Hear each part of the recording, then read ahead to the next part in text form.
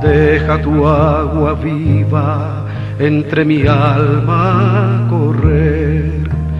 Deja tu Espíritu Santo que tome control de cada situación que cause confusión.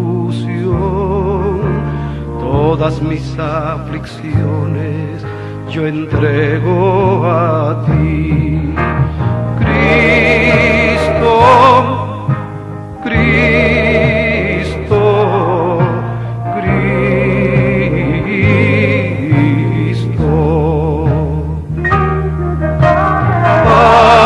Padre, Padre, Padre,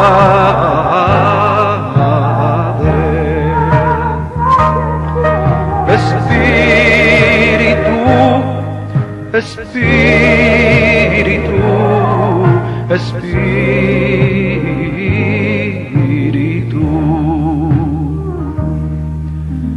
Ven Espíritu Santo y toma control. Tómame en tus brazos, borra mi temor. Atráeme hacia ti y toda duda se irá. Quítame el orgullo y lléname de amor. Cristo, Cristo, Cristo. Bendiciones en esta mañana, les saludamos y una vez más gracias por estar con nosotros aquí en esta programación que es Radio Adoración, transmitiendo al mundo entero, también a través del www.radioadoración.com. Le bendecimos, escuchamos una preciosa alabanza con nuestro hermano Luis Fernando de León en la introducción del programa Tendencias de Nuestro Tiempo, que siempre estamos aquí lunes, miércoles y viernes llevándole estas preciosas enseñanzas en labios de nuestro hermano Pastor Natividad Ramos. Él desde México, desde Monterrey, Nuevo León, México, muy amablemente pues comparte con nosotros lo que es la bendición de la enseñanza, la bendita palabra del Señor. Así es que le agradecemos a usted su sintonía, diga a otros lo que Dios está haciendo y que Dios sea glorificado en todo y para siempre. Bueno, estas enseñanzas el día de hoy es sobre la primera carta a los Corintios, una enseñanza muy linda la vez pasada que estuvimos al aire, donde el pastor nos hablaba acerca de las profecías. Y yo creo que es importante, como él lo dijo, pero hay que discernir los espíritus si son de Dios o no.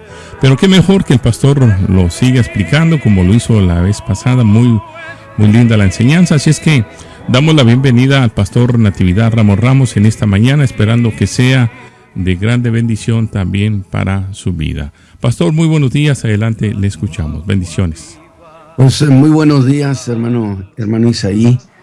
Gracias a Dios por esta oportunidad tan preciosa que tenemos una vez más de reflexionar sobre estas versiones de la palabra, sobre estas cuestiones que el apóstol Pablo de manera particular explicó a la iglesia de Corinto, que en realidad es como si fuera un modelo de lo que no debe ser en la iglesia. Pero esta mañana entonces pues vamos a seguir avanzando y voy a hacer lo siguiente. Hemos terminado por supuesto lo que tiene que ver con el capítulo 13. Y lo normal es que usted diría, bueno, pero del 13 sigue el 14. Y diría, pues sí sigue, pero esta mañana voy a irme al capítulo 15 para hablar de una cuestión, otra de las perversiones que se habían dado en la iglesia de Corinto. Creo que realmente fue una iglesia que se convulsionó con tantas ideas que estaban aplicando los creyentes, que es llamado esa fe de opinión. Yo creo, yo considero, yo digo, y nosotros no somos un pueblo que se guíe por la fe de opinión, sino que ha establecido la Escritura. Yo creo que esta idea conviene que se grabe en nuestro corazón, definitivamente. Y bueno, entre muchas cosas, voy a leerles el capítulo 15 del versículo 1 al 11. Mire lo que dice el apóstol Pablo. Le digo, era una iglesia donde cada quien tenía su propia opinión, y así no funciona una iglesia, porque no tiene coherencia en términos de nada, pero peor aún, no tiene coherencia, unidad en términos de la fe. Y esa iglesia, en realidad una iglesia donde cada quien tiene su opinión, es una iglesia que ha sido fraccionada en muchos pedacitos. ¿Por qué? Porque uno cree una cosa y otro cree otra. Y este es un fenómeno contemporáneo, por cierto, donde en un mismo lugar, un mismo grupo, ya no creen todas las cosas de la misma manera. Entonces, no basta creer, sino el cómo es que lo cree. Y el apóstol Pablo les escribe a los hermanos de la iglesia de Corinto y les dice, además os declaro. Además, ¿por qué? Bueno, además de todo lo que he tratado ya con ustedes en estos 14, 13 capítulos, además os declaro, hermanos, que el evangelio que os he predicado, el cual también recibisteis, en el cual también perseveráis, deja establecido, yo les he enseñado a ustedes. ¿Qué? Pues el tema que vamos a tratar hoy, el tema de la resurrección, por el cual asimismo, si retenéis la palabra que os he predicado, sois salvos, si no creísteis en vano, porque primeramente os he enseñado lo que asimismo recibí. Fíjese, una doctrina fundamental, porque fue lo primero que les enseñé, que Cristo fue muerto por nuestros pecados conforme a las Escrituras, y que fue sepultado y que resucitó al tercer día conforme a las Escrituras. Y que apareció a Cefas, después a los 12, después apareció a más de 500 hermanos juntos, de los cuales muchos viven aún y otros ya murieron. Después apareció a Jacobo, después a todos los apóstoles, y al postrero de todos, como a un abortivo, me apareció a mí, porque yo soy el más pequeño de los apóstoles, que no soy digno de ser llamado apóstol, porque perseguí la iglesia de Dios. Pero por la gracia de Dios soy lo que soy, y su gracia no ha sido en vano para conmigo. Antes he trabajado más que todos ellos. Qué interesante, ¿más que quién? Pues está hablando de los apóstoles. He trabajado más que todos ellos. Pero no yo, sino la gracia de Dios que fue conmigo. Porque o sea yo, o sean ellos, así predicamos y así habéis creído. Es decir, esto lo predique Pedro, lo predique Juan, lo predique Santiago. Quien lo predica de la misma manera. Sea yo o sean ellos, predicamos lo mismo sobre esta cuestión de fe básica que es la resurrección. La resurrección de los muertos. que habrá de sustentarla en la resurrección de Cristo.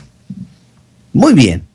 Entonces dije, pues seguimos en esta primera carta a los Corintios, particularmente en el capítulo 15,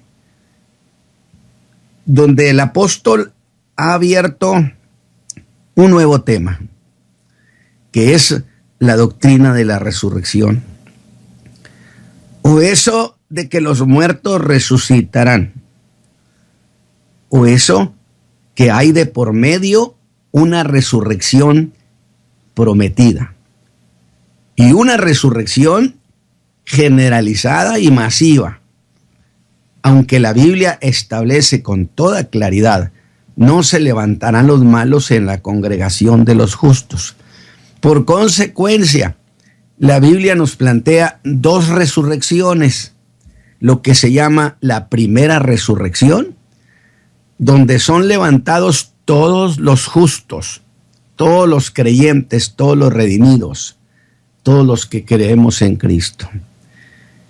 Y eso se llama la primera resurrección.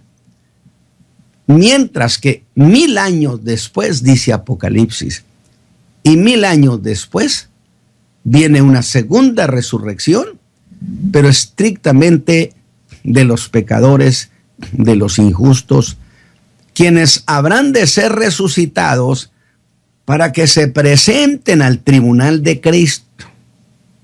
A esto se le llama la segunda resurrección. Pero, sea primera o sea segunda, la cuestión es: ¿resucitarán cómo? ¿Quién los va a resucitar? Evidentemente esto queda establecido formalmente, que el Señor Jesús los habrá de levantar. A los justos, hoy, 1000 años después, a los injustos. Ahora bien, hay una resurrección, dije, prometida. Y eso es posible porque Cristo resucitó. Por cierto, cuando me han preguntado, hermano Ramos, y si la primera resurrección es cuando Cristo viene por la iglesia, ¿en dónde colocamos ya sea la resurrección de Cristo o ya sea la resurrección de aquellos 2 testigos que el anticristo mata en Jerusalén y que luego resucitan porque una voz les sabrá decir: sube acá? Es que en realidad tenemos que tener muy claro que cuando habla de primer resurrección, no lo ubica específicamente en un momento único, porque la primera resurrección abarca desde la resurrección de Cristo.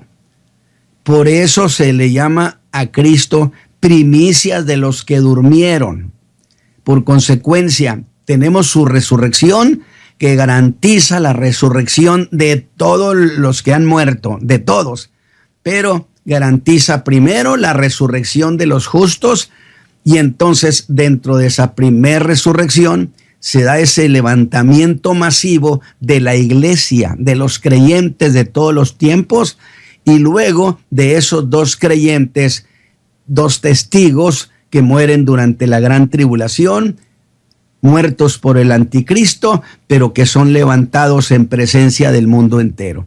Todo eso implica la primera resurrección. Ahora bien, esto precisamente se basa en que Cristo resucitó. Y Él resucitará a todos los muertos desde el principio de los tiempos. Un día se tendrán que levantar de sus tumbas, de como estén, ya sea que hayan muerto hace miles de años y sean partículas de polvo. ¿Qué importa? Lo importante es que se dice que la materia no se destruye, solo se transforma, y entonces existen en las partículas de ese cuerpo. Por lo tanto, en el milagro de la resurrección, que es un milagro del poder de Dios, ¿no?, todos esos cuerpos volverán a ser levantados, volverán a integrarse para que el alma vuelva a ese cuerpo para darle vida. Qué precioso, qué esperanza. Y que yo he dicho, cuando los creyentes resuciten, no importa que los hayan cortado en pedazos, como dice Hebreos, se levantarán con un cuerpo completito. Porque precisamente la resurrección del cuerpo es redención del cuerpo. Y redimir es volver las cosas, también implica volver las cosas a como eran en origen. Por lo tanto, se levantarán los cuerpos enteritos. Y realmente se dirá que no perdimos gran cosa. Así que definitivamente tendrán que hacerlo. Dice la Escritura que un día los muertos tendrán que levantarse de sus tumbas. Ahora, note que dije tendrán que levantarse de sus tumbas. Tendrán que hacerlo porque Cristo mismo dio la versión de estos hechos históricos o de este hecho histórico. Profetizó en Juan 5 ante el liderazgo judío que un día los muertos oirían la voz del Hijo y se levantarían. Y hace de inmediato el Señor Jesús una precisión que unos se habrían de levantar para vida eterna y otros para condenación eterna. Pero no se levantarán juntos, sino con una diferencia de 1000 años resurrección. Y será precisamente esta versión doctrinal que fue dada por el Señor Jesús en ese capítulo 5 de Juan, que dio la idea origen, la idea germen. Pues precisamente esa doctrina dada por el Señor Jesús es lo que a causa de esa llamada fe de opinión que tenían los corintios como un vicio, esa doctrina la pusieron en entredicho en esta iglesia de Corinto. Y ya empezaban a decir algunos en esa iglesia que no había tal cosa como eso de resucitar. Y fue una versión que empezó a cobrar fuerza. Y para corregir esa falsa versión que se había levantado en la iglesia, es que el apóstol Pablo escribe lo que escribe en este capítulo 15, que sin duda va a ser muy enriquecedor. Pero antes de entrar a ver esta cuestión, conviene no perder de vista las cosas que el apóstol ha estado corrigiendo en esta carta, porque es un todo. Ha estado corrigiendo muchas y graves perversiones que se habían hecho de la fe, graves perversiones de la conducta cristiana, del culto cristiano, de la Santa Cena, y esta de la doctrina de la resurrección, anótela como una más de las perversiones corintias. Y es que se habían manifestado versiones en esta iglesia en la manera de creer o formalmente en el no creer la doctrina de la resurrección. Cuando que Pablo estableció desde el primer versículo que esto es lo que primeramente les había enseñado. Pues ¿cómo puede enseñarle la doctrina del perdón, de la salvación, si no les menciona y les enseñaba que Cristo Jesús había muerto por los pecados, había resucitado y estaba vivo? Es de primer orden cuando se enseña y se evangeliza la fe. O el no creer esa doctrina que había sido enseñada formalmente por el apóstol. Sin embargo, dentro de esa operación contra el apóstol Pablo, donde lo estaban tildando de deficiente y que no había enseñado el evangelio como era, sobre esta cuestión básica de la fe, se diría que había enseñado estas cosas de manera muy deficiente, que es a lo que decían siempre los judaizantes. Así que eso les dio el supuesto derecho de hacer cada quien su propia tesis. Qué lástima que una iglesia tenga esa deficiencia, que sería una sorpresa si los pastores se dieran cuenta de lo que piensa cada quien de cierta cuestión. Descubriría que muchos ya no creen igual. Algunos afirmaban que no habría tal resurrección de los muertos. Como el mismo apóstol en el verso 12 les dice, ¿cómo dicen algunos entre vosotros que no hay resurrección de muertos? Pero otros, queriendo tomar una postura supuestamente conciliadora, seguirían diciendo que sí creían que había resurrección. No, nosotros no negamos que hay resurrección, pero que esa resurrección se da cuando uno es bautizado. Por eso dije, no basta decir yo creo en la resurrección, sino el cómo la crees. Aunque esa versión es una manera más de negar la resurrección. Estos decían que cuando alguno era bautizado, eso lo hacía partícipe de la resurrección de Cristo. Y eran esos los que usted habrá leído, se bautizaban por los muertos. Es decir, a nombre de algún creyente que no había sido bautizado. A nombre de los muertos que no habían tenido oportunidad de bautizarse. Mire usted las locuras que estaban ya cometiendo. Es que en realidad, si la iglesia no se sostiene sobre la doctrina básica, va a deslizarse y a llegar a pensar y a hacer cosas increíbles que nada tienen que ver con la fe. Y a quienes el apóstol dijo en el verso 29, bueno, ¿qué harán los que se bautizan por los muertos? Si en ninguna manera hay resurrección. ¿Para qué te bautizas por los muertos si no hay resurrección? Y no sé si esa versión corintia llegó a afectar a dos hermanos de la iglesia de Éfeso, dos creyentes, uno llamado Himeneo y el otro llamado Fileto, que decían los hermanos también que la resurrección ya había sido hecha,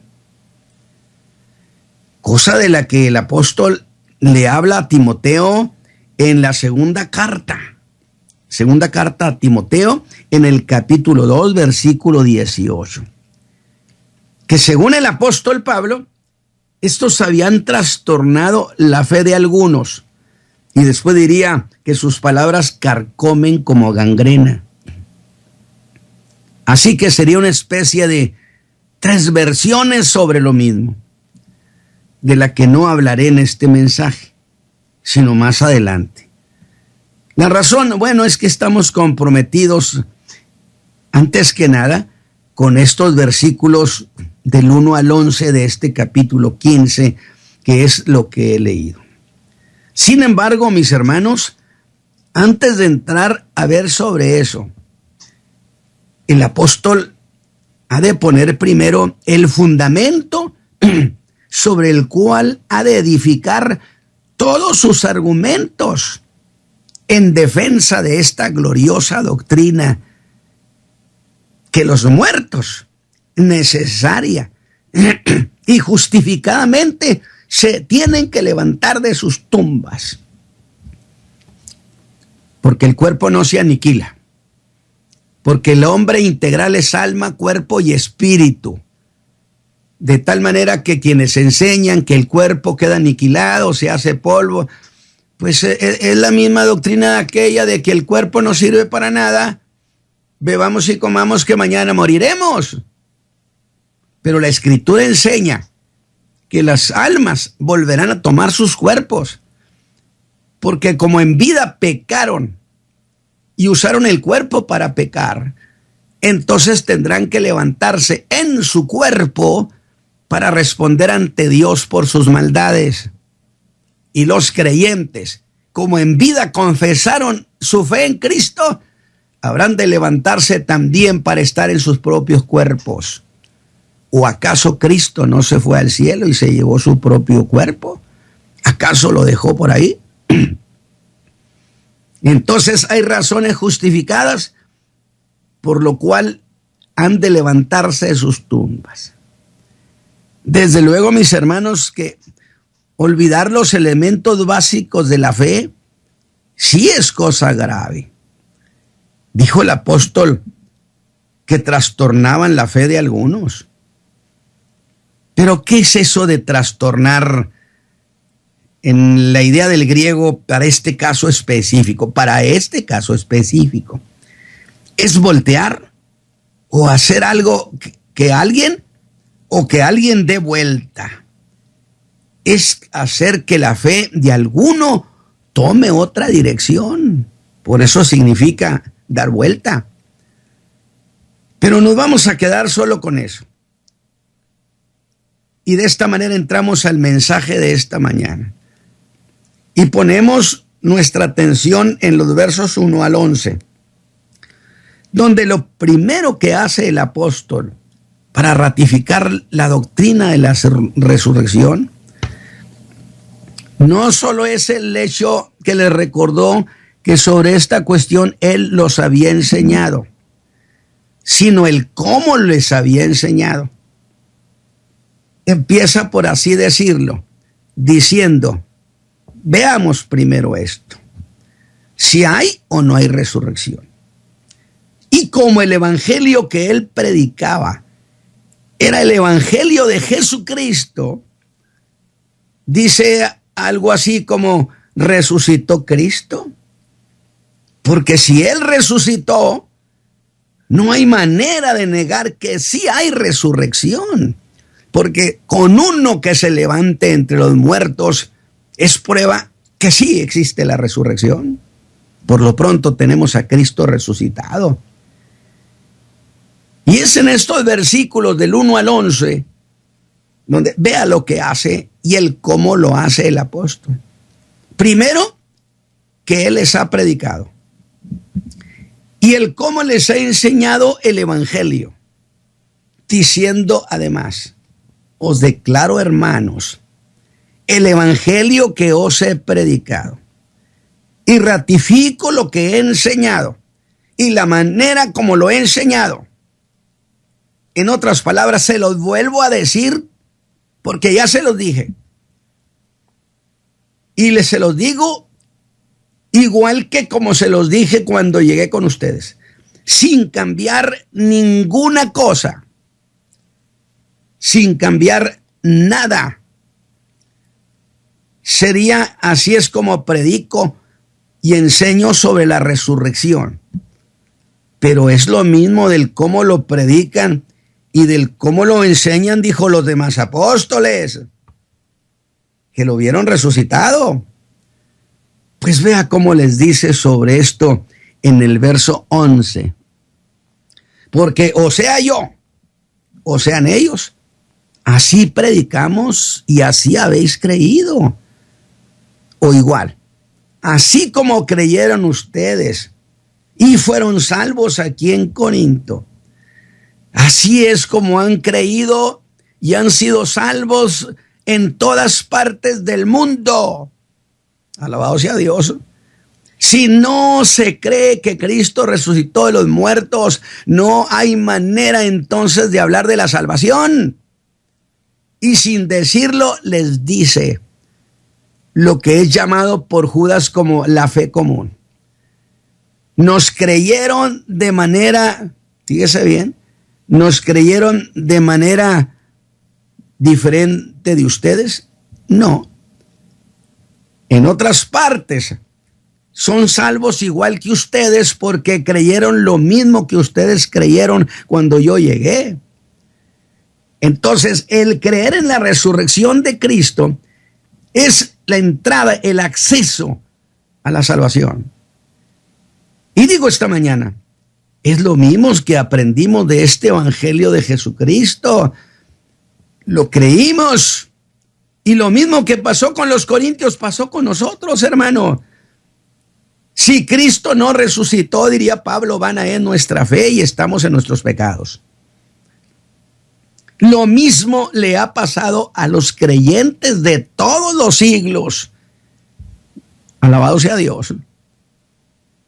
Así que somos una inmensa multitud en los tiempos que se suma a los muchos que creyeron en Cristo, ese hermoso primer siglo, hermoso y durísimo y trágico primer siglo, y que la iglesia sobrevivió por la ayuda del Espíritu Santo. Y nos sumamos a miles y miles de hermanos que sufrieron persecución y muerte, pero que sintieron lo mismo, creyeron lo mismo y murieron creyendo lo mismo.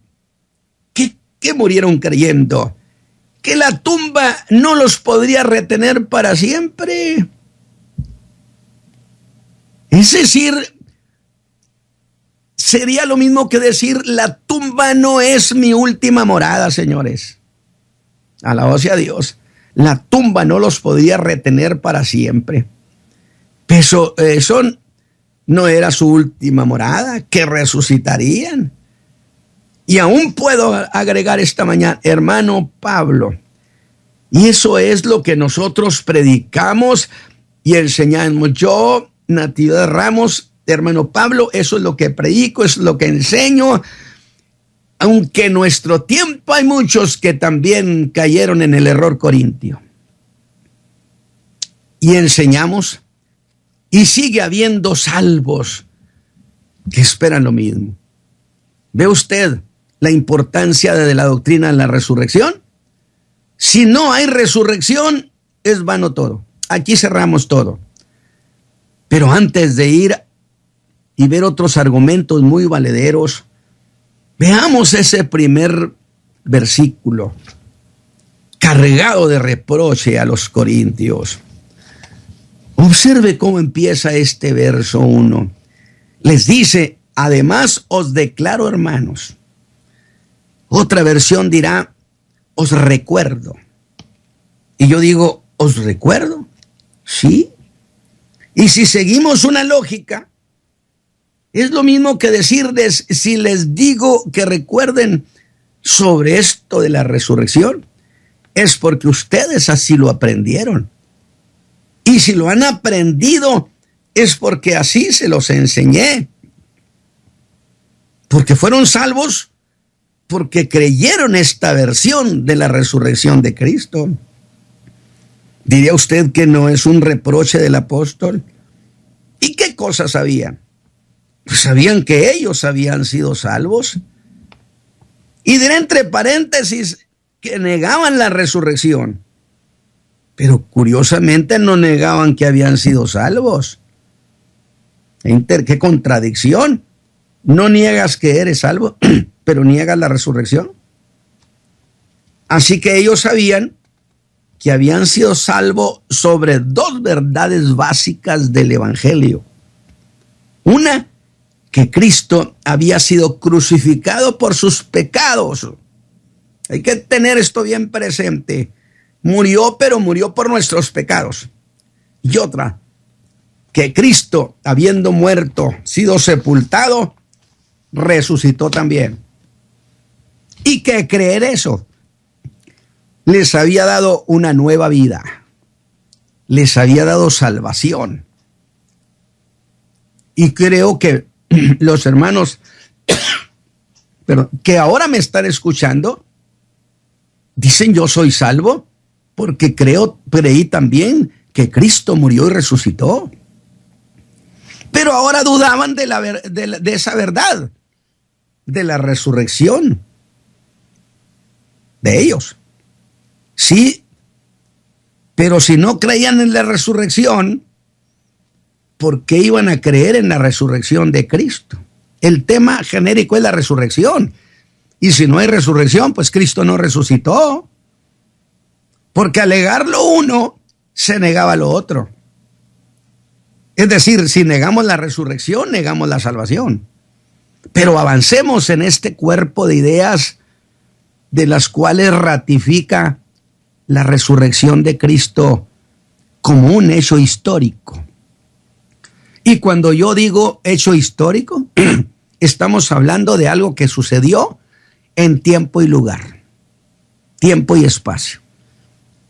Todo aquello que sucede en un momento de tiempo y en algún lugar es por sí mismo un hecho histórico.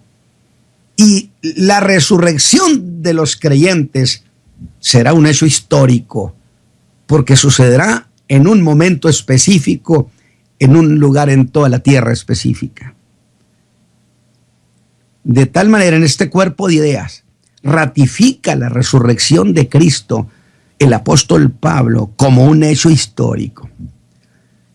Y si ya les dijo que eso era lo que él enseñaba, pero era lo mismo, le dijo, que enseñan todos los demás apóstoles, y que eso era lo que creían todas las iglesias.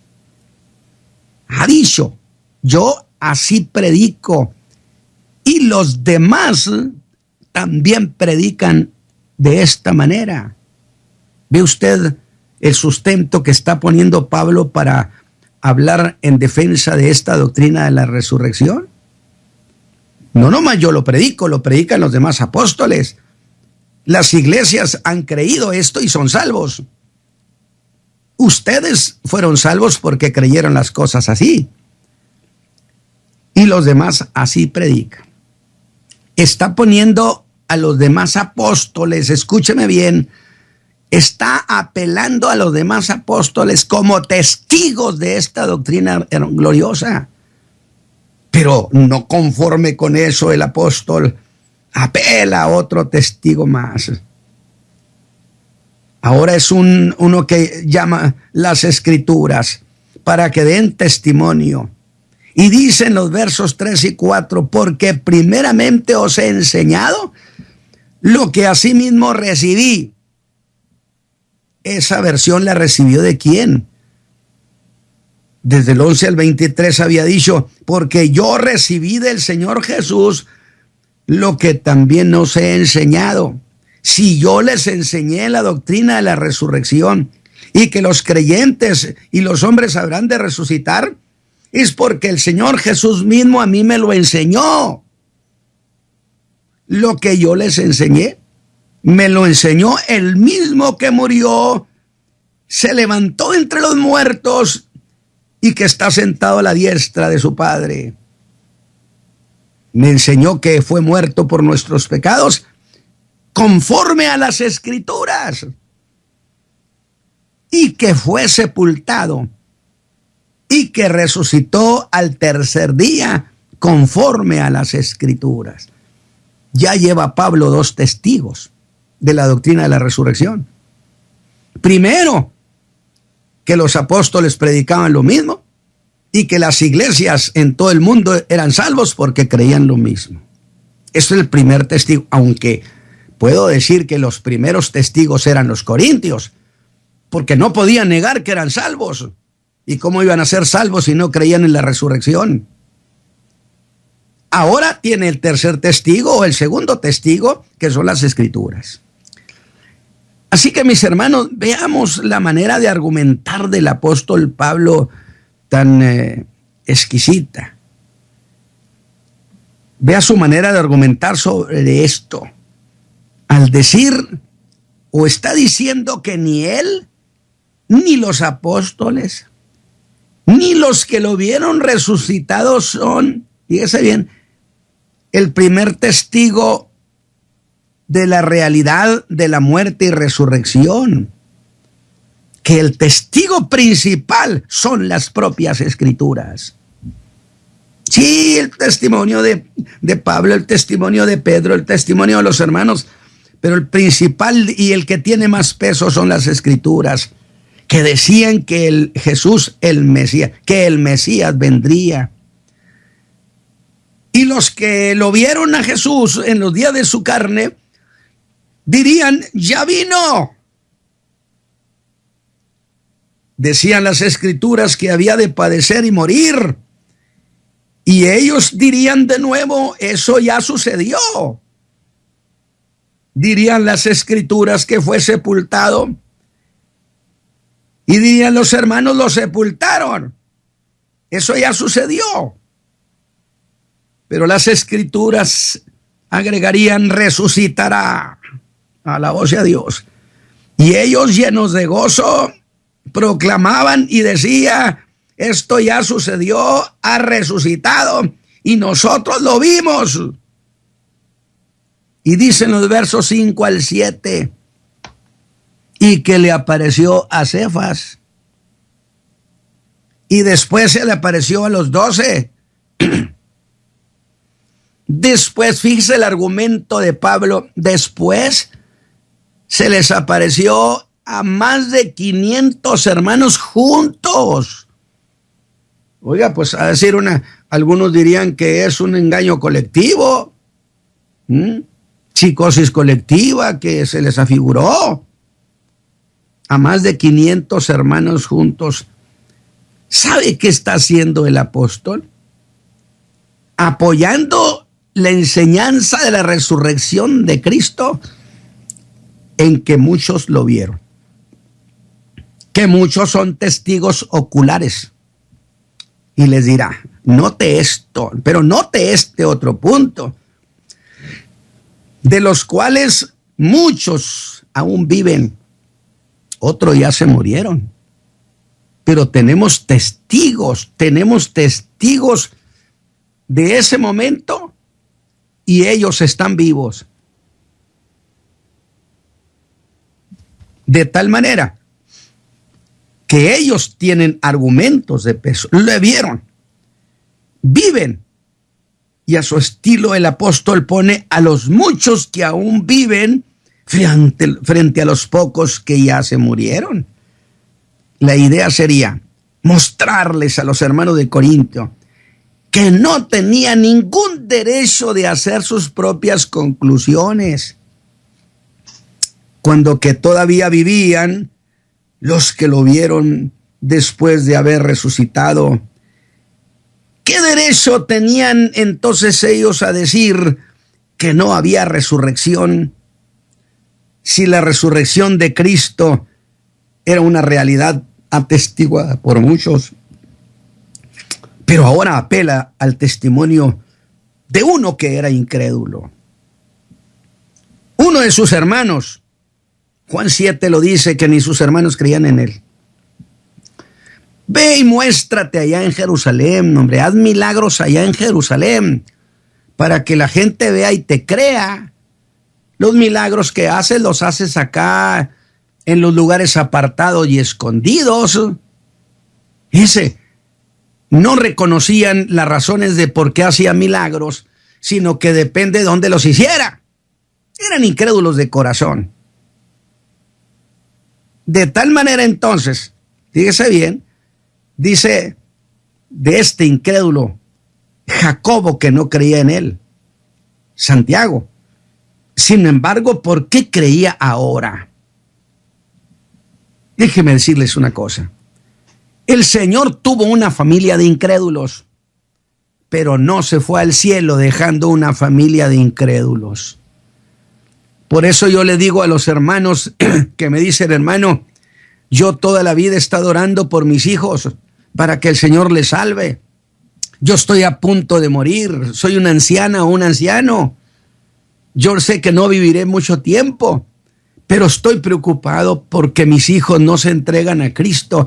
Si usted les enseñó la fe y usted ha sido fiel, puedo decirle con todo respeto, muérase feliz y segura, porque el que lo prometió no deja de cumplir su palabra. Y el Señor Jesús dio ejemplo, tuvo una familia de incrédulos, pero cuando se fue al cielo, dejó una familia de creyentes, tanto así que en el aposento alto estaban María y toda su familia, sus hijos y sus hijas. ¡Qué promesa tan hermosa!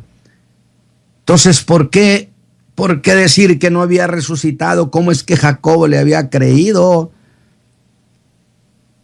Pero él quiere hacer valer su autoridad para afirmar la resurrección. Y dice que a él, como el último de todos, se le apareció. Diría usted, ¿pero qué no fue Juan? Sí, pero a esas fechas eso aún no sucedía. Por lo que sí era el último a esa fecha. Y usa una frase muy extraña, como a un abortivo se me apareció a mí. ¿Qué cosa quiere decir el apóstol con eso? Que él fue como el que nace fuera de tiempo, un niño que nace de manera violenta. Así vine yo a la fe, a la voz de Dios, porque yo no creía en este Jesús, pero a mí se me apareció y yo le dije, ¿quién eres? Y él me dijo, soy Jesús de Nazaret, a quien tú persigues. Yo vine a la fe de manera violenta, así como un abortivo que se espera sea enfermizo, que no sea útil. Pues en caso de que viviera ese abortivo, nunca daría la debida estatura, de tal modo que difícilmente se le consideraría digno de ser visto como un hombre completo. Será mal visto y no aceptado. Y yo, mis hermanos, no debería ser aceptado, porque yo perseguí la iglesia del Señor Jesús. Sin embargo, en el verso 10, 2 veces dirá, por su gracia. Y otra vez, por su gracia soy lo que soy, porque Él está vivo el día de hoy. Es como el apóstol empieza a abordar este tema de la resurrección de Cristo. Y la prueba más grande que la resurrección de Cristo es creída, es porque hay gente salva. Si no se creen que Cristo resucitó, habiendo pagado por nuestros pecados, no existe manera de salvación, porque la salvación se sustenta sobre el pago que Cristo hizo en la cruz del Calvario a la justicia divina. Mis hermanos, gracias por haber estado conmigo esta mañana y nos seguiremos escuchando. Hermano Isaí. Gracias, pastor, una vez más en este día por esta preciosa enseñanza que nos ha traído. Yo sé que ha sido de grande bendición, como lo ha sido para mi vida, poder escuchar y seguir escuchando lo que el hermano Pablo ya lo había manifestado. Yo creo que es una lección bien importante, ya que, es la doctrina, esta doctrina acerca de la resurrección de Cristo, digamos que es el pilar y base de nuestra fe cristiana. Y es tan importante es esta verdad que si ella no fuera real, todo lo que creemos con respecto a esta divinidad de Cristo, las promesas de la vida eterna y su autoridad como hijos de Dios, pues simplemente se vendría abajo. Pero qué lindo que todavía continuamos predicando este evangelio, un evangelio que no avergüenza nuestra fe y nuestro mensaje. Quedaría como grande mentira, pero realmente sí resucitó y Él vive y vive entre nosotros. Así es que lo vieron a través de las Escrituras. Ya nuestro hermano Pablo, como lo dijo, lo predicó y lo habló y se lo revelaron a Él. Y qué lindo que hay gente el día de hoy que todavía creemos en esta doctrina, que es una doctrina fuerte, una doctrina no como otras por ahí, y algunos de los que son los budas, los que creen en Mahoma y los de que creen en Confucio y Krishna y todas estas religiones que no resucitaron sus profetas, pero nuestro Cristo era más que un profeta. Bendiciones y le esperamos una vez más el día lunes. Si Cristo no ha venido, estaremos de regreso aquí con ustedes a través de esta programación, y gracias a nuestro pastor por esta preciosa enseñanza del día de hoy en la primera carta a los Corintios, capítulo 15, a través de este programa Tendencias de Nuestro Tiempo. Quiero andar cerca de ti,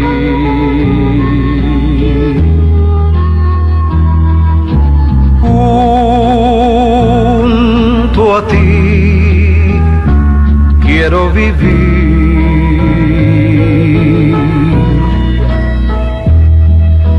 Quiero estar cerca de ti,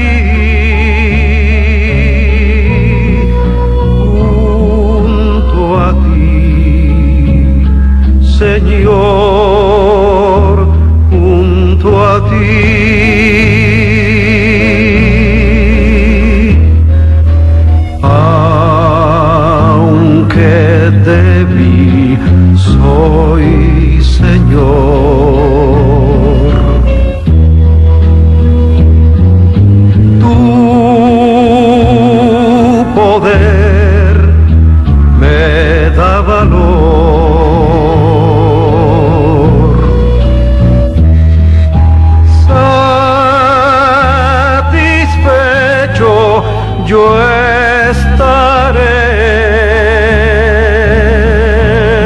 Si tú estás, Señor, junto a mí.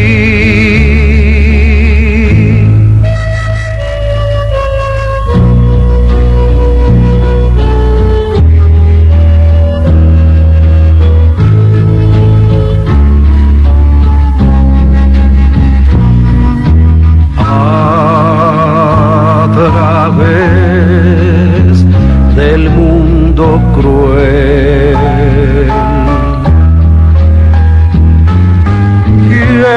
quiero serte siempre fiel,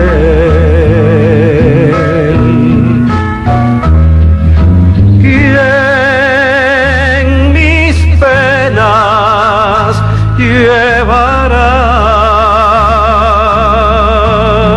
solo tú, Señor, solo tú.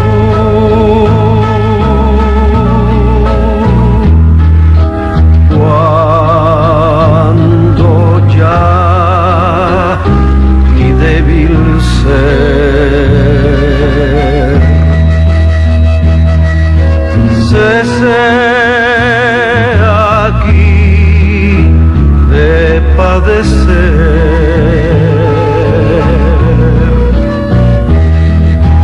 déjame,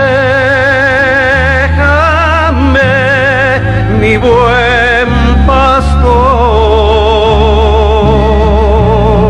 que yo esté, Señor, junto a ti.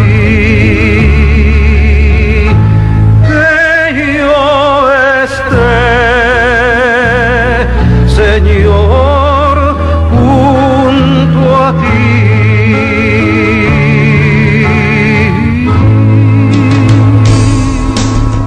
Tendencias de nuestro tiempo. Programa que es traído a usted en este mismo horario todos los lunes, miércoles y viernes por el pastor Natividad Ramos Ramos. Puede escribirnos a radioadoración@hotmail.com o envíenos un texto al 704-634-6706. Escuche Tendencias de nuestro tiempo.